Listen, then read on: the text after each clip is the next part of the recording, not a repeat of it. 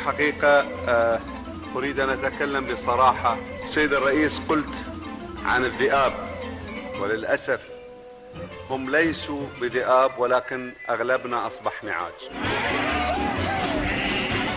شكرا سيد الرئيس. يا كاتب التاريخ، سجل أنهم بقولهم وبفعلهم كانوا نعاجاً مثل كل النعاج. نعم، نعجة من النعاج من مواليد قطرية، أمها بسوس، وجاسم ليس بأبيها لأنه لا أب لها، وقد تحدرت من أصول داحسة والغبراء. تلقت تعليمها الابتدائي في مدارس الأمريكان الذين سقوها حليب الأتان، ولكنها لم تكمل دراستها، فالنعاج لا تحتاج العلم والشهادات طالما أن أقصى ما تريده هو الثغاء بغباء. ب400 ريال، ب400 ألف، ايوه،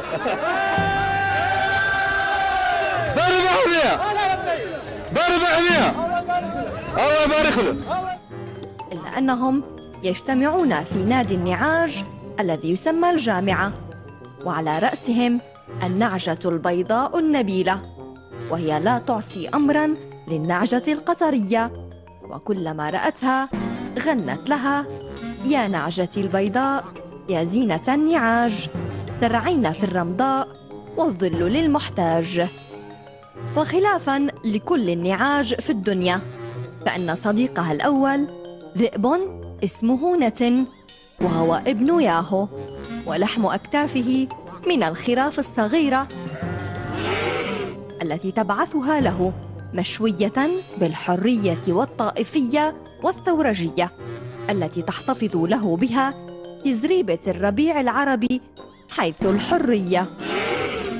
فيا فاهم الخطب، تأكد بأن الفرق شاسع بين عراب وطبال وبياع للوهم بالنصر المبين، وإن على الصوت وتغيرت حسب كلامهم الطريقة واللهجة، فالهرج يبقى يا سيدي هرجاً، ولم يحدث بأن الزعامة كانت في يوم من صنع نعجة.